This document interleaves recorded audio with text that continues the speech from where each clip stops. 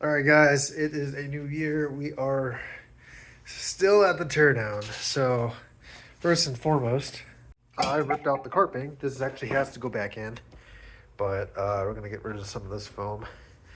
And we got a bunch of some denting material. I think this is around 5 pounds, if anything.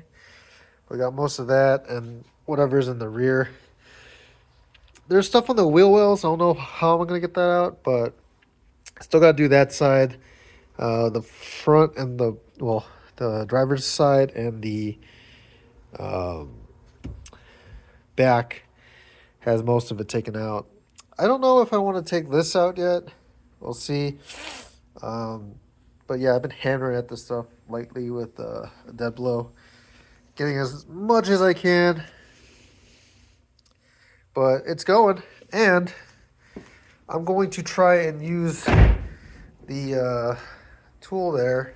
Maybe I'll look for a smaller cup with my ball joint pressing kit that's all the way up there and get these bushings out. Now, these have been in the car for 20 years. Can you focus? And we can see, this side doesn't look too bad. This side is a lot worse for wear. So it's about time we get these taken out. I will be back after I get these out. All right, guys. So I use the puller tool, this ball joint cup, and this 27 millimeter impact socket. You can see pretty smooth. One scratch, maybe two on this one. And on this one, pretty good. Just that scratch, but pretty good.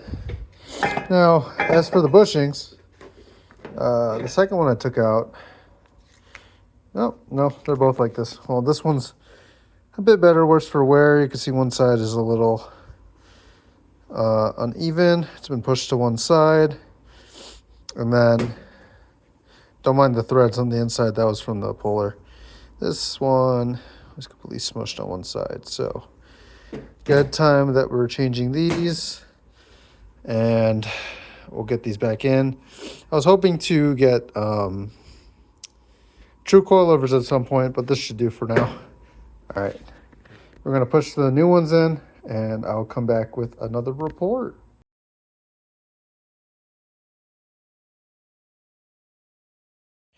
All right, guys, so this place is a mess, and it's really just because I'm waiting for those to be put back in.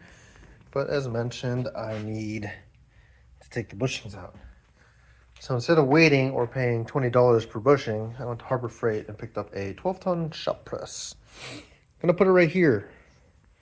Got to clear off stuff. I got to build it. So I'll be right back. All right, guys, so we took out the hub.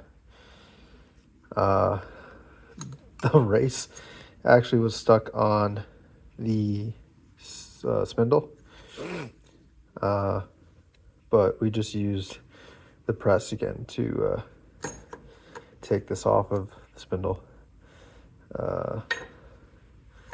I can't tell if there's any play here, but obviously with this on, as it was, there was play. So good that we're replacing that. And if we go over here, I could put new studs on that.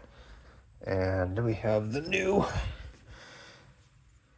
hub right here. So I'm going to push this onto that after cleaning some of that up, and then pop it back into the knuckle that's on the other side.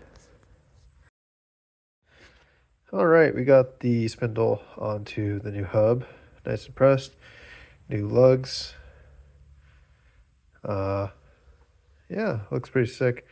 I'm going to put this back on and then see if I can configure a way to get those lug studs off and press on easily. If not, no worries. Maybe I could take it off and find another way too. But yeah, I'm liking my new toy. All right, guys, so good news. I have one knuckle done. All these odd angles are really hard to get, and the reason why I mentioned that is that knuckle down there. Let me get this glove on. All right. Unfortunately, with the odd angles here, we could see I broke off an ear, and this is to the caliper mount. Now, this is cast aluminum. I'm not a expert, but I had asked some friends that do a lot of welding, and they said that once you weld this back on, it'll keep breaking and breaking and breaking, so the strength is not going to be good. Plus, you see how thick this thing is. It's about 3/4 of an inch, and the penetration is going to be hard to get all the way down there. So, on safety's sake, we are just going to put this in this pile. It's like old rotors. The heater is actually, I'm not throwing away, I just threw it over there. But yeah, I ordered a new one of these. These new suck pricing wise. They're like 85 bucks, not 85, 400 something bucks, but I got a used one on eBay for 85, which should be coming in a few days. So I will start back up with that. The reason why there's zip ties on this is they recommend you blue Loctite these end caps here. So these just pop in. Now I'm using the zip ties to hold them in until the Loctite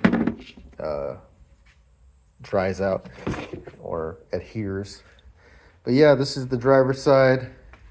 I'll be able to start hooking everything up back over here. And if you've noticed, I've taken Lynn's car out, so have a little more space. But yeah, I'm in a standstill at the moment with the broken hub. I actually am going to clean this up. I have a electrician coming in to quote me on putting a 220 volt somewhere around here, so or 240 volt. Yeah, that's gonna be it for this video.